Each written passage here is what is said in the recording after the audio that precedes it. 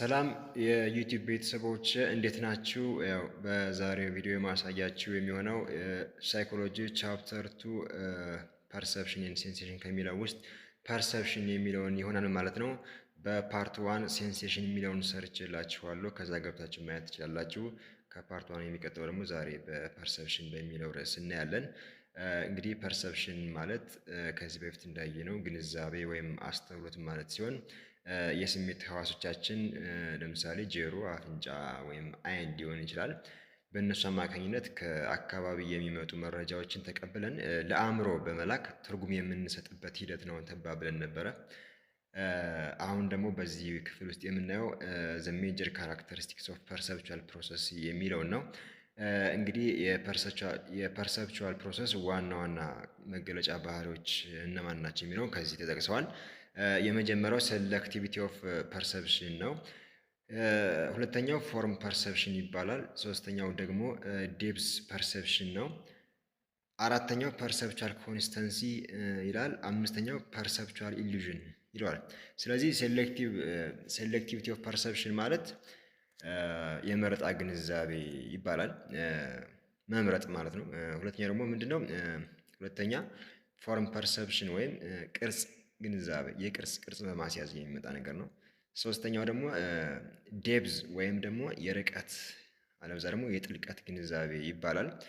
ፐርሰፕቹዋል ኮንሲስተንሲ ደግሞ የግንዛቤ ቋሚነት ይላል። ፐርሰፕቹዋል ኢሉዥን ማለት ነው ቅዠት ወይም መታለል የሚለውን ግንዛቤ ነው የሚነግረን። ስለዚህ እነዚህን አንድ ባንድ እናያቸዋለን። ስለዚህ ሴሌክቲቪቲ ኦፍ ፐርሰፕሽን ከዛ ውስጥ አቴንሽን እናያለን ማለት ነው። እንግዲህ ሴሌክቲቪቲ ኦፍ ፐርሰፕሽን ምንድን ነው የሚለውን በደንብ እናያለን። ስለዚህ ቅድም ሴሌክቲቪቲ ማለት ምንድነው? መረጣ ማለት መምረጥ ማለት ነው። ስለዚህ መምረጥ ማለት ነው። ስለዚህ በአካባቢያችን የሚገኙ ብዙ ለምሳሌ ድምጽ ይሆናል፣ ብርሃን፣ ሽታ፣ ብዙ ነገሮች አሉ በአካባቢያችን በሚገኙ ማለት መረጃዎች አሉ። ስለዚህ እነዛ እንግዲህ አእምሯችን ሁሉንም በአንድ ጊዜ ማስተናገድ ስለማይችል ለእኛ አስፈላጊ የሆነውን ወይም ትኩረታችንን የሚስበውን ብቻ ነው መርጠን መቀበል የምንችለው። ስለዚህ ምንድነው? መርጠን የምንቀበል ከሆነ ሴሌክቲቪቲ ይባላል ማለት ነው። ለምሳሌ ጫጫታ የበዛበት ክፍል ውስጥ ሁነን እኛ ጓደኛችን የሚናገረውን ብቻ ለይተን መስማት እና ሌላውን ጫጫታ ደግሞ ሌላ ጫጫታ ደግሞ ካለ እነሱን ችላ ማለት የምነው መረጣ ግንዛቤ። ምክንያቱም ልጁን ብቻ ነው እኛ መርጠን እየሰማን ያለነው ማለት ነው። ስለዚህ ሴሌክቲቪቲ በዛ ይሆናል ማለት ነው። ስለዚህ ኤ ሴንስ ኦርጋን ኢዝ ቦምባርድድ ባይ መኒ ስቲሙሊስ ኤንድ ፐርሲው ኤ ፊው ኦፍ ዘም ኢግኖሪንግ ዘ አዘር አነሳሪ ስቲሙሊ ኤንድ አቴንሽን ያደርገዋል። ስለዚህ የምን ይባላል? አቴንሽን። ስለዚህ ሴንስ ኦርጋኖች አሉ የኛ ጆሮ ወይም አይን ሊሆን ይችላል። በብዙ ነገሮች ቦምባርድ ይደረጋሉ፣ ይወረራሉ ወይም ደግሞ ይመጣል፣ ብዙ መረጃ ይደርስላቸዋል። ስለዚህ ሲደርስላቸው ከነዛ ውስጥ ፐርሲቭ የሚያደርገው ምን ነው? የተወሰኑትን ነው ማለት ነው። እኛ መምረጥ የፈለገውን ብቻ ነው አቴንሽን አድርገን ፐርሲቭ የምናደርገው። ስለዚህ ፐርሲቭ ኦፍ ዘም ከዛ ኢግኖሪንግ ዘ አዘር ጥቂቶችን በመቀበል ሌሎችን ኢግኖር በማድረግ ወይም ደግሞ አነሳሳሪ ስቲሙሌሽን ኢግኖር በማድረግ መርጦ የሚቀበል ከሆነኛው አቴንሽን ይባላል ማለት ነው። በአጭሩ አቴንሽን ማለት ኢትስ ኤ ፐርሰፕቹዋል ፕሮሰስ ዛት ሴሌክትስ ሰርቴን ኢንፑትስ ፎር ኢንክሉዥን ኢን ዮር ኮንሺየስ ኤክስፒሪየንስ ኦር አዌርነስ አት ኤኒ ጊቭን ታይም ኢግኖሪንግ አዘርስ ነው የሚለው። ስለዚህ ከዚህ ላይ እንግዲህ አቴንሽን ማለት መምረጥ ነው። ማን ነው የአንዱ የሴሌክቲቪቲ ኦፍ ፐርሰፕሽን ክፍል ሲሆን አቴንሽን ሲባል ትኩረትን መስጠት ነው። ስለዚህ ትኩረት እንግዲህ ትኩረት ወይም አቴንሽን የሚለው እንግዲህ በአንድ የተወሰነ ጊዜ ውስጥ ከአካባቢ የሚመጡ በርካታ መረጃዎች መካከል የተወሰነውን ብቻ በመምረጥ ወደ ንቃተ ህሊናችን ወይም ኮንሲየስ አዌርነስ በሚለው ወይም ደግሞ አእምሯችን ትኩረት የምናስገባበት ሌሎችን ደግሞ የምንተውበት የግንዛቤ ሂደት ምን ተብሎ ይጠራል? አቴንሽን ተብሎ ይጠራል ማለት ነው። ኢትስ ኤ ፐርሰፕቹዋል ፕሮሰስ የሚለው እሱ ነው ማለት ነው። ሴሌክት ያደርጋል የተወሰኑ ኢንፑቶችን ወደ ኢንኮንሲየስ ኤክስፒሪየንስ ማለት ነው። ወደ ንቃተ ህሊናችን ሴሌክት አድርጎ የተወሰኑችን ያስገባል ማለት ነው። ሌሎችን ኢግኖር በማድረግ የማይጠቅሙትን ማለት ነው። ስለዚህ ይሄ አቴንሽን ተብሎ ይጠራል ማለት ነው። ለምሳሌ ከዚህ ላይ አንድ ኤግዛምፕል ልስጣችሁ። ለምሳሌ በተጨናነቀ ካፌ ውስጥ ከጓደኛችን ጋር ቡና እየጠጣን ነው እንበል፣ እየጠጣን ነው። ስለዚህ እነዚያ ያሉት መረጃዎች ወይም ስቲሙሊ የሚባሉት ማለት ነው። የሌሎች ሰዎች ወሬ ይኖራል፣ የሲኒው ድምፅ አለ፣ ሙዚቃ ይኖራል፣ ካፌ ውስጥ የጓደኛችን ድምፅ ይኖራል። ስለዚህ ትኩረት የምንሰጠው ምንድን ነው? የእኛን ጓደኛ ድምፅ ብቻ ለይተን እንሰማለን አይደለ? ስለዚህ ሌላውን ጫጫታ ደግሞ ግን ምን ነው አእምሯችን ችላ በማለት ይተወዋል ማለት ነው። ይሄ አቴንሽን ይባላል። የልጁን ወሬ ብቻ ነው አቴንሽን ሰጠን የምናወራው ወይም የምንሰማው ማለት ነው። ፋክተር አፌክቲንግ ፐርሰፕቹዋል ሴሌክቲቪቲ ይላል። እንግዲህ የመረጣ ፐርሰፕቹዋልን ወይም ፐርሰፕቹዋል ሴሌክቲቪቲን ተጽዕኖ የሚያሳድሩ ነገሮች አሉ ወይም ትኩረትን የሚወስኑ ነገሮች ናቸው እነዚህ ማለት ነው። በዛ ውስጥ እንግዲህ እነዚህ ነገሮች አንድን መረጃ ከሌላው ለይተን እንድንመርጥ የሚያስገድዱን የውጫዊ ነገር ባህሪያት እና የውስጣዊ ባህሪያት ተብለው በሁለት ሊከፈሉ ይችላሉ። እንግዲህ ከነዚህ ውስጥ ማን ነው ኤክስተርናል አቴንሽን ፋክተር እና ኢንተርናል ሴት ፋክተር ተብለው በሁለት ይከፈላሉ። ፐርሰፕቹዋል ሴሌክቲቪቲን ኢንፍሉዌንስ ከሚያደርጉት ውስጥ ማለት ነው። እንግዲህ ኤክስተርናል አቴንሽን ፋክተር እነማን ናቸው? አንደኛው ኢንተንሲቲ ነው። ሁለተኛው ሳይዝ፣ ኮንትራስት፣ ሪፒቴሽን፣ ሞሽን፣ ኖቬሊቲ ኤንድ ፋሚሊያሪቲ ነው። ከኢንተርናል ሴት ፋክተሮች ደግሞ ለርኒንግ፣ ኤክስፔክቴሽን፣ ሞቲቬሽን፣ ፐርሰናሊቲ ናቸው ማለት ነው። እነዚህ ናቸው እንግዲህ ፋክተር ኢንፍሉዌንስ ማለት ተጽዕኖ የሚያሳድሩ ሴሌክቲቪቲ ላይ ማለት ነው። ሁለት ናቸው፣ በሁለት ይከፍላሉ፣ ኢንተርናል እና ኤክስተርናል ተብለው ማለት ነው። እንግዲህ እነዚህን አንድ ባንድ እናያለን። ዋት አፌክትስ አቴንሽን። ስለዚህ የመጀመሪያው ምንድን ነው? ኢንተንሲቲ ይሆናል ማለት ነው። ይማት የነገሩ ጥንካሬ መጠን ማለት ነው። ጥንካሬ ወይም ኃይሉ ምን ያክል ነው የሚለውን ነው የሚገልጽልን። ኢንተንሲቲ ኢዝ ዘ ሞር ኢንተንስ ዘ ስቲሙለስ ዘ ሞር ኢት ዊል ቢ አቴንድድ። ኤግዛምፕል ዘ ብራይተር ላይት ኢዝ ሞር አቴንድድ ዛን ዘ ደል ኦን ዘ ዋን ይላል። ስለዚህ ኦን ዘ ዋን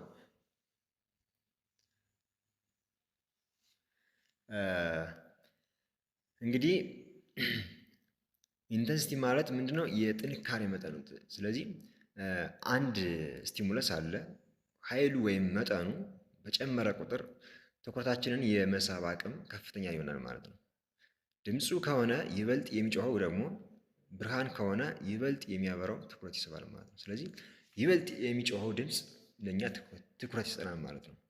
ብርሃን ከሆነ ደግሞ ምንድነው?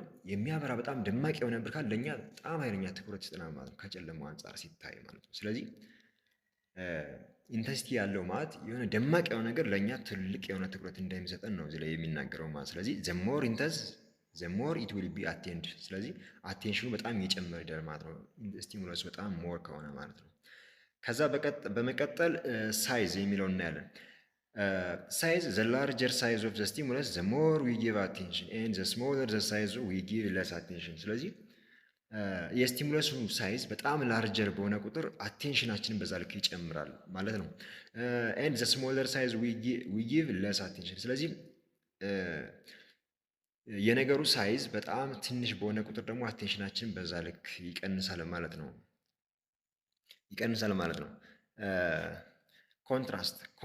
ዋት ኮንትራስትስ ዊዝ ዘ ሰራውንዲንግ ኢንቫይሮንመንት አትራክትስ አቴንሽን ኢዚሊ። ኤግዛምፕል ኢፍ ዋን ስትራንጀር ኤንድ ቲቸር አር ኢንተር ኢን ዘ ክላስ ዘ ስቱደንትስ ጊቭ ሞር አቴንሽን ቱ ዘ ስትራንጀር ኤንድ ለስ አቴንሽን ፎር ዘ ቲቸር ማለት ነው። ኮንትራስት ማለት ተቃርኖ እንደማለት ነው። ስለዚህ አንድ ነገር ካለበት አካባቢ ወይም ዙሪያውን ከከበበው ሁኔታ ጋር ሲነጻጸር ማለት ነው ጎልቶ የሚታየው ማን ነው? የሚታየው ልዩነት ካለ በቀላሉ ትኩረት ይስባል ማለት ነው። አዲስ የሆነ አካል ሲመጣባችሁ እናንተ በጣም ኃይለኛ ትኩረት ትሰጡታላችሁ ማለት ነው። ስለዚህ የተለመደ ነገር ትኩረት አይስብም አይደለ? ከአካባቢው ጋር የሚቃረን ወይም የማይመሳሰል ነገር ቢኖር ግን የሚቃረን ነገር ግን የማይመሳሰል ነገር ወዲያውኑ እንትን ይላል ማለት ነው። ወዲያውኑ ይታያል ማለት ነው። የማይመሳሰል ለአካባቢው አዲስ የሆነ አካል ከሆነ ወዲያውኑ የኛ ትኩረት ይስብናል ማለት ነው። ስለዚህ ለምሳሌ አንድ እንግዳ ሰውና የክፍላችን መምህር አብረው ወደ መማሪያ ክፍል ቢገቡ ተማሪዎች ለለመዱት መምህር ትኩረት ከመስጠት ይልቅ ከአካባቢው አዲስ ስለሆነው ለእንግዳ ሰው ነው የበለጠ ትኩረት የሚሰጡት ማለት ነው። ስለዚህ ኮንትራስት ማለት አዲስ የሆነ ነገር ወይም ደግሞ ከአካባቢው ጋር የማይመሳሰል እንደማለት ነው በዚህ ኮንቴክስት አንጻር ማለት ነው። ሙቭመንት ሰምሲንግ ዊች ሙቭስ ኢዝ ሞር ላይክሊ ቱ አትራክት አቴንሽን ዛን ሰምሲንግ ስቴሽነሪ። ስለዚህ የሚንቀሳቀስ አካል ለእኛ በጣም ትኩረት ይሰጠናል ወይም ትልቅ የሆነ አቴንሽን እንድንሰጠው አትራክት ያደርገናል ማለት ነው። ከምኑ አንጻር ስናየው ከስቶፕ ካደረገው ወይም ደግሞ ስቴሽነሪ ከተቀመጡ አንጻር ስናየው ማለት ነው። ይህ ማለት ምን ነው? በአንድ ቦታ ላይ የተቀመጠ ወይም ደግሞ ቁሞ ስቴሽነሪ ያደረገ ከሚገኝ ነገር ይልቅ በመንቀሳቀስ ላይ ያለ ነገር የሰዎችን ትኩረት የመሳብ እድል እጅግ ከፍተኛ ነው ማለት ነው። ስለዚህ አይናችን በተፈጥሮ ወደ እንቅስቃሴ ነው የሚያደለው። ለዛ ነው ለምሳሌ ለምሳሌ በጫካ ውስጥ የማይንቀሳቀስ እንስሳን ከማየት ይልቅ የሚሮጥ እንስሳ ብናስተውል ነው ለኛ በጣም ደስ የሚለን ማለት ነው። ስለዚህ ይህን ይመስላል ሙቭመንት የሚለው። ሞቲቬሽን ላርጅሊ አወር ከረንት ሌቭል ኦፍ ሳቲስፋክሽን ኦር ዲፕራይቬሽን ዲተርማይንስ ዋት ዊ ቹዝ ቱ ሂር ኦር ዋች የሚል ነው። ሞቲቬሽን ማለት ተነሳሽነት ማለት ነው። እንግዲህ ይህ ነገር በዋናነት ከውስጣዊ ፍላጎታችን ጋር የሚያያዘው በአሁኑ ሰዓት እንግዲህ ያለንበት የእርካታ ደረጃ ወይም ደግሞ የጉድለት ስሜት ወይም ዲፕራይቬሽን የምንለው ምን ማየት ወይም ምን መስማት እንዳለብን የሚነገርን ወይም የሚወስንልን ማለት ነው። ስለዚህ አንድ ነገር በጣም ሲያስፈልገን ወይም ሲጎድለን ትኩረታችን ያንን ነገር ፍለጋ ላይ ብቻ ነው የሚያነጣጥረው ማለት ነው። ለምሳሌ በጣም የራበው ሰው መንገድ ላይ ከሚታዩት ነገሮች ምን ነው የሚታዩት ነገር ሁሉ የምግብ ሬስቶራንት ማስታወቂያን በፍጥነት ነው የሚያየው። ምክንያቱም ሰውየው ሊበላ ነው ሀሳቡ አይደለ? ስለዚህ የሚያስፈልገውን የጎደለውን ነገር ነው ሰው ማሟላት የሚሄደው ማለት ነው። ስለዚህ ተነሳሽነት የሚለው በዚህ ይህን ይመስላል። ስለዚህ አወር ከረንት ሌቭል ኦፍ ሳቲስፋክሽን ኦር ዲፕራይቬሽን። ስለዚህ የሚያስፈልገንን ወይም ደግሞ ዲፕራይቭ ወይም ያጠረንን ነገር ነው እኛ ለመፈለግ ወይም ተነሳሽነት የምንፈጥረው ማለት ነው። በቀጣይ ፐርሰናሊቲ ኤንድ ኢንተረስት ኢንዲቪጁዋልስ ሴሌክት ዘ ስቲሙለስ ኤንድ ጊቭ አቴንሽን ኢፍ ዘይ አር ኢንተረስትድ ማለት ነው። ስለዚህ ኢንዲቪጁዋሉ እያንዳንዱ ምን ነው ስቲሙለስ ሴሌክት ያደርጋል፣ ከዛ አቴንሽን ይሰጠዋል፣ ጊቭ አቴንሽን ኢፍ ዘይ አር ኢንተረስትድ። ስለዚህ ፐርሰናሊቲ ማለት እንግዲህ ስብዕና ነው፣ ኢንተረስት ፍላጎት። ስለዚህ ስብዕናና ፍላጎት ማለት ነው ፐርሰናሊቲ ኤንድ ኢንተረስት ማለት። እንግዲህ ሰዎች እንደየራሳቸው ማንነትና እንደሚያዘወትሩት ወይም ደግሞ እንደሚወዱት ነገር ኢንተረስት ሊሆን ይችላል ለአንድ ክስተት የሚሰጡት ትኩረት ይለያያል ማለት ነው። ለምሳሌ ሰው በሰው የሚሰጠው ትኩረት ይለያያል አይደለ? እንደየሰው። ስለዚህ አንድ አይነት ቦታ ላይ ሁነን እንደ ፍላጎታችን ነው እንግዲህ የምንመርጠው መረጃን ማለት ነው። ስለዚህ ፍላጎታችን ይለያያል። ለምሳሌ ኢን ዘ ፉትቦል ጌም ኤ ፐርሰን ሜይ ጊቭ አቴንሽን ቱ ዘ ጌም ሂዝ ዋይፍ ሜይ ጊቭ አቴንሽን ቱ ዘ ሙዚክ ኢን ዘ ስታዲየም። ስለዚህ በኳስ ሜዳ ጨዋታ ላይ እንግዲህ ሁለት ባልና ሚስቶች እዛው ቢኖሩ ማየት፣ ስለዚህ ሰውየው አቴንሽን የሰጠው የሚያየው ጌሙን ሊሆን ይችላል ጨዋታውን ማለት ነው።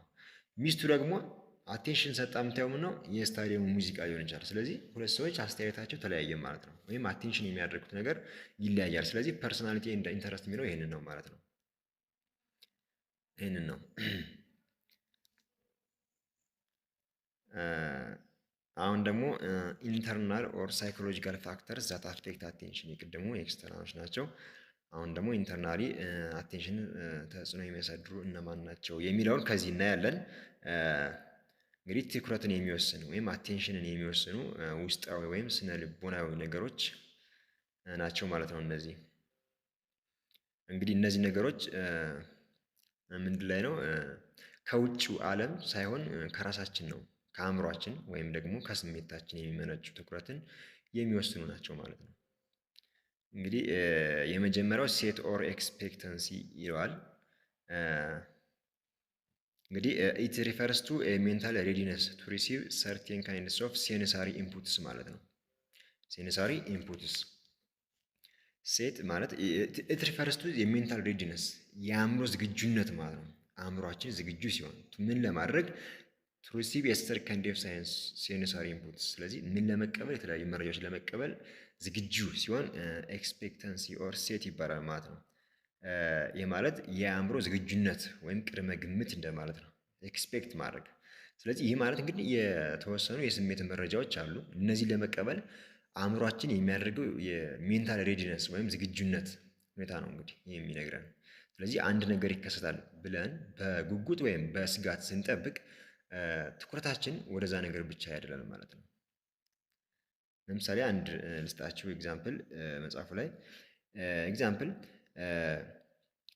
ኤ ሃዝባንድ ኤክስፔክቲንግ አን ኢምፖርታንት ፎን ኮል is more likely to hear phone calls than a wife who is concerned about her baby crying ይላል። ስለዚህ ለምሳሌ አንድ ባል ወሳኝ የስልክ ጥሪ እየጠበቀ ከሆነ ትኩረቱ ስልኩ ላይ ስለሆነ ከሌሎች ድምጾች ይልቅ የስልክ ጥሪን የመስማት እድሉ ከፍተኛ ነው ማለት ነው። ምክንያቱም ሰውየው አቴንሽን ትኩረቱ ያደረገበት ላይ ነው፣ ስልኩ ላይ ነው ማለት ነው እንጂ ሌላ ውሻ ቢጮህ ምንም ቢጮህ መስሎ አይታየውም። በአንጻሩ ግን ሚስቱ የልጁን ማልቀስ እየጠበቀች እየሰጋች ከሆነ የእሷ የአእምሮ ዝግጁነት ወደ ልጁ ስለሆነ የምትሰማው የልጁን ድምፅ እንጂ የስልኩን ጥሪ ላይሆን ይችላል። ስለዚህ ሁሎችም የራሳቸውን ትኩረት ኤሪያ አላቸው ማለት ነው። ስለዚህ ሴትዮቱ ምንድነው የምታየው? ሚስቱ የልጁን ማልቀስ ነው የምትጠባበቀው። ሰውየው ደግሞ ወይም ባሏ የሚጠብቀው ምነው? የስልኩ መደወል ነው ማለት ነው። ስለዚህ ሁለቶችም አቴንሽናቸው ወይም ሜንታል ሬዲነሳቸው ምነው የተለያየ ነው ማለት ነው። ስለዚህ ኤሴት ኦር ኤክስፔክተንሲ ማለት ይሄ ነው ማለት ነው። ሜንታል ሬዲነስ ሁለቶችም የተለያዩት በሜንታል ሬዲነስ ነው ማለት ነው። የዝግጁነት ነው። ስለዚህ በቀጣይ ሁለተኛ ሞቲቭስ ኦር ኒድስ ነው። የማለት ውስጣዊ ግፊት ነው ወይም ፍላጎቶች እንደማለት ነው። ይሄ ማለት ፒፕል አር ሞር ላይክሊ ቱ ቢ አትራክትድ ቱ ኢንቫይሮንመንታል ኤክስፒሪየንስ ኦር ኢቨንትስ ኢን ዊች ዘይ አር ኢንተረስትድ ነው የሚለው። እንግዲህ ሰዎች አሉ ሞር ላይክሊ የሚደረጉት ምን ነው? በማን ነው አትራክት የሚደረጉት? ኢንቫይሮንመንታል ኤክስፒሪየንስ ነው፣ በሚፈልጉት ኢንቫይሮንመንታል ኤክስፒሪየንስ ነው ማለት ነው። ምንድነው? ሰዎች በውስጣቸው ካለው ፍላጎት ወይም ጉድለት ጋር ለሚገናኙ አካባቢያዊ ክስተቶች የበለጠ የመሳብና ትኩረት የመስጠት ባህሪ ያላቸው ማለት ነው። በቃ በሚፈልጉት ጉድለት፣ ለምሳሌ እኔ የምፈልገው ነገር ከሆነ ጎድሎኝ ሊሆን ይችላል፣ በዛ ነው እኔ የምሳበው ማለት ሞቲቭ የሚደረገው በዛ ልክ ነው ማለት። ስለዚህ የምንፈልገው ነገር ትኩረታችንን ይስበዋል ማለት ነው ወይም ይገዛዋል። እንግዲህ አንድ ነገር ሲያስፈልገን ያንን ነገር ለማግኘት የሚረዱን መረጃዎች ላይ ነው የምናተኩረው ማለት ነው። ለምሳሌ ልብስ መግዛት ከሆነ መንገድ ላይ ስንሄድ ትኩረቱ ምንድነው? የልብስ ሱቆችን ብቻ ነው የሚፈልገው ማለት ነው ያ ሰው። ለምሳሌ አንድ ሰው ከተማ ሄዶ ልብስ ለመግዛት የሚሄድ ከሆነ በቃ አይኑ ያለው የት ላይ ነው? ሱቆች ጋር ነው፣ ጫማ ወይም ልብስ ገበያ ላይ ነው ማለት ነው። ሌላ ላይ ትኩረት አያደርግም ማለት ነው። ይሄ ነው እንግዲህ ሞቲቭ ኦር ኒድ ፍላጎት የሚለው። እንግዲህ ፎርም ፐርሰፕሽን የሚባለው ፎርም ማለት ምንድነው? ቅርጽ፣ የቅርጽ ግንዛቤ። ስለዚህ the meaningful shapes or patterns or ideas that are made perhaps out of meaningless and discrete or piece and bits of sensations ይለዋል። እንግዲህ ምንድነው የሚለው? በዚህ ሂደት አእምሯችን በተፈጠረው መረጃን እንዴት እንደሚያቀናጅ ነው እዚህ ላይ የሚያሳየን። መረጃን እንዴት ነው ማቀናጀት የሚቻለው በሚለው ፎርም ፐርሰፕሽን ያሳየናል። እንግዲህ ፎርም ፐርሰፕሽን ማለት ሚኒንግፉል ሼፕ እና ፓተርኖች ኦር አይዲያስ ዛት አር ሜድ ፐርሃፕስ አውት ኦፍ ሚኒንግለስ የሚሆን ሚኒንግለስ ከሆኑ መረጃዎች ወደ ሚኒንግፉል አድርጎ ቅርጽ ማስያዝ የመቻል ሂደት ነው። የማለት ለብቻቸው ሲታዩ ትርጉም የሌላቸውን የተበታተኑ ወይም ደግሞ የተቆራረጡ ዲስክሬት የሆኑ ነገሮች አሉ አይደለ? ዲስክሬት የሆኑ የስሜት መረጃዎችን ወይም ሴንሴሽኖችን በመሰብሰብና በማቀናጀት ትርጉም ያለው ሙሉ ቅርጽ፣ ምስል ወይም ደግሞ ሀሳብ አድርጎ የመረዳት ችሎታ ነው ማለት ነው። ስለዚህ ብትንትን ያለ ነገርን ወደ አንድ ሰብሰብ አድርገን ሚኒንግፉል እንዲኖረው ማድረግ ፎርም ወይም ቅርጽ ማስያዝ ፎርም ፐርሰፕሽን ይባላል ማለት ነው። እንግዲህ የሚነግረን ይህን ነው።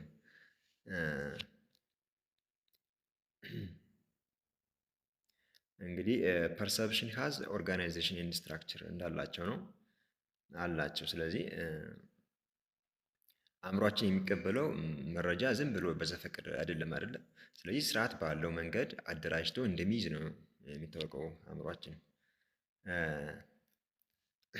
ኤቭሪቲንግ ዊ ፐርሲቭ ሃዝ ኢትስ ኦን ስትራክቸር ኤንድ ፎርም።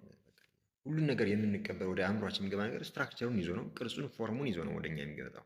ስለዚህ ቱ ሜክ ሴንስ አውት ኦፍ ዋት ዊ ፐርሲቭ ዊ መስት ናው ዌር ዋን ቲንግ ቢጊንስ ኤንድ አናዘር ኤንድስ። ስለዚህ ሁሎችም ሜክ ሴንስ እንዲኖራቸው ትርጉም እንዲኖራቸው የምንቀበላቸው ነገሮች ማለት ነው ምንድነው ቢግን እና ኢንድ። ስለዚህ አንዱ ሲጀምር አንዱ ላይ እንደሚጨርስ በደንብ ማወቅ ይኖርብናል ማለት ነው። እንግዲህ እዚህ ላይ this process of dividing up the world occurs effortlessly or naturally and make our perception more meaningful ያደርገዋል ማለት ነው። ስለዚህ በትርጉም እንዲኖረው ማድረግ ይሄ ነው እንግዲህ በደንብ የሚሰራው ማለት ነው። እንግዲህ የዓለምን ወይም ነገሮችን ከፋፍሎ እና ለይቶ የመረዳት ሂደት ብዙ ጥረት ሳንጠይቅ በተፈጥሮ ወይም ናቹራሊ ነው የሚለው አይደል? ናቹራሊ ኢፈርትለስሊ ማለት ጥረት ሳንጠይቅ በተፈጥሮ የሚከወን ነገር ነው። ስለዚህ ግንዛቤያችን ግልጽና ትርጉም ያለው እንዲሆን ነው የሚያደርገው ማለት ነው። ስለዚህ ያለምንም በተፈጥሮ ነገር ነው ይሄ ትርጉም እንዲኖረው የምናደርገው ማለት ነው። ስለዚህ የምናየው ነገር ትርጉም እንዲሰጡን ምንድነው አንዱ ነገር የት ጋር ይጀምራል የሚለው which we begins and another end ነው የሚለው። ስለዚህ የት ላይ ይጀምራል የሚለውን ሌላኛው ደግሞ የት ላይ ያበቃል የሚለውን መለየት አለብን ግዴታ። ለምሳሌ አንድን መጽሐፍ ጠረጴዛ ላይ ሆኖ ስናይ የመጽሐፉ ወረቀት የት ጋር አልቆ የጠረጴዛው እንጨት የት እንደሚጀምር መለየት ስንችል ብቻ ነው ማለት ነው። ስለዚህ መጽሐፍና ጠረጴዛ ብለን ልንገነዘበው እንችላለን ማለት ነው። ስለዚህ በጠረጴዛው ላይ መጽሐፍ አድርጋችሁ መጽሐፉን ሳነቡት ምንድን ነው የሚታየው? ጠረጴዛ ነው። ስለዚህ ሁለቱን ነገሮች ለይተናል ማለት ነው። ይሄ ጠረጴዛ ነው፣ ይሄ መጽሐፍ ነው ብለን ይለያሉ። ስለዚህ ፎርም እና ስትራክቸር አላቸው ማለት ነው ፐርሰፕሽን። ምክንያቱም እንዳየነው ቅድም ፐርሰፕሽን ማለት ሚኒንግፉል የሆነ ፓተርን መስራት ነው ዋና ዓላማው። እንግዲህ ፕሪንሲፕልስ ኦር ላውስ ኦፍ ፐርሰፕቹዋል ኦርጋናይዜሽን ይላል። እንግዲህ የፐርሰፕሽን መርሆችን ነው አሁን የምናየው። እንግዲህ ዘ ብሬን ዩዝስ ስትራክቸርስ ኢን ኦርደር ቱ ጊቭ ፓተርን ሼፕ ኤንድ ፎርም ቱ አወር ቪዥዋል ፐርሰፕሽንስ ማለት ነው። እንግዲህ ያው ፐርሰፕቹዋል ፕሪንሲፕልስ ወይም ላውስ የሚባሉ አሉ። እንግዲህ እነዚህ የሚናገሩት አብዛኛው ምንድን ነው? ይህ ክፍል አእምሯችን መረጃን እንዴት እንደሚያደራጅ የሚገልጽ ነው። ስለዚህ ስትራክቸር ይሰጣል። ስለዚህ ብሬን ምን ይጠቀማል? ስትራክቸር ይጠቀማል ማለት ነው። እንግዲህ አእምሯችን የምናየውን ነገር በዘፈቀደ አይቀበልም። ለምናየው ነገር ስርዓት ፓተርን አለው፣ ቅርጽ አለው ሼፕ ማለት ነው። እንዲሁም መልክ ፎርም ለመስጠት ውስጣዊ መዋቅሮችን ነው የሚጠቀመው ማለት ነው። ስለዚህ ቱ ጊቭ ፓተርን ሼፕ ፎርም ቱ አወር ቪዥዋል ፐርሰፕሽን ማለት ነው። ልክ እኛ በደንብ ነው እንዲታየን ምን ይሰጣል ማለት ነው? ጊቭ ፓተርን ይሰጣል፣ ቅርጽ ሼፕ እና ፎርም ባለው መልኩ ነው ማለት ነው የሚያደራጅልን ማለት ነው። ኢት ኢዝ ቤዝድ ኦን ዚስ ፕሪንሲፕል ዛት ፐርሰፕቹዋል ኦርጋናይዜሽን ቢካም ፖሲብል ማለት እንደዚህ ከሆነ ኦርጋናይዝ ማድረግ ይቻላል እንደማለት ነው። እንግዲህ የምናየውን ነገር አደራጅተን ለመረዳት የምንችለውን በእነዚህ መርሆች ላይ መመስረት ነው። እንግዲህ ጌስታልት ላውስ ኦፍ ኦርጋናይዜሽንስ አር ፕሪንሲፕልስ ዛት ዲስክራይብስ how we organize and construct a piece of information into a meaningful whole ነው የሚለው። ስለዚህ ጌስታልት ላው ምንድን ነው ያለው? በቻፕተር 1 እንዳልነው እንግዲህ እነዚህ ህጎች የተበታተኑ መረጃዎችን እንዴት አቀናጅተን ወደ አንድ ትርጉም ያለው ሙሉ ምስል ወይም ሚኒንግፉል ሆልስ እንደምንቀይረው ነው የሚያስረዳን ማለት ነው ጌስታልት ላው የሚለው ማለት ነው። ስለዚህ ይሄን ነው የሚለን። እንግዲህ የጌስታልት ሳይኮሎጂ ሳይድ ምን ያለ ዘ ሆል ኢዝ ሞር ዛን ዘ ሳም ኦፍ ዘ ፓርት ይላል። ስለዚህ ሙሉ ነገር ከክፍሎች ድምር ይበልጣል ነው። ዘ ሆል ኢዝ ግሬተር ዛን ዘ ፓርት ይላል። ስለዚህ ከክፍሎች ድምር ማን ይበልጣል? ሙሉ ዘ ሆል የሚለው ይበልጣል ነው ብሎ የሚናገረው። እንግዲህ ዘ ሆል ኢዝ ግሬተር ዛን ዘ ፓርት የሚለው ምንድን ነው? ለምሳሌ ይህ ምንድን ነው የሚባል አንድ ነገር ስናይ የምናገኘው ትርጉም ዝም ብሎ የክፍሎቹ ድምር ውጤት አይደለም። እንግዲህ ክፍሎቹ ተቀናጅተው የሚፈጥሩት አዲስ ሙሉ ምስል የተለየና ትልቅ ትርጉም አለው። ምሳሌ አንድ ፊት ስናይ ለየብቻ አይን፣ አፍንጫ፣ አፍ ብለን ደምረን አይደለም የምናየው፣ ተቀናጅቶ የሚሰጠውን የሰውን ፊት ምስል ነው የምንረዳው አይደለ? ስለዚህ የሰው ፊት ምንድነው? ዘ ሆል ይሆናል። ዘ ፓርት ነው ደግሞ አፍንጫ፣ አይን፣ ግንባር ምናምን የሚባል ነገር ነው ማለት ነው። ቀጣይ ዘ ፊገር ግራውንድ ፐርሰፕሽን የሚለውን በቀጣይ ክፍል እናየዋለን። በዛሬው ቪዲዮ እዚህ ላይ እናብቃ፣ ብዙም እንዳይረዝምብን ማለት ነው። እጥር ሲል ነው አሪፍ። እንግዲህ እስካሁን የቆየነው በዚህ ልክ ነው። ሀሳቡን ከተረዳችሁት አሪፍ ነው። አስተያየት ካለ ኮሜንት ላይ ጻፉልኝ። እንዲሁም ላይክ፣ ሼር እና ሰብስክራይብ ያደረጋችሁ ደግሞ ሰብስክራይብ በማድረግ እንግዲህ ቤተሰባችን እንድትሆኑ እንጋብዛችኋለን። ቴንኪው፣ አመሰግናለሁ።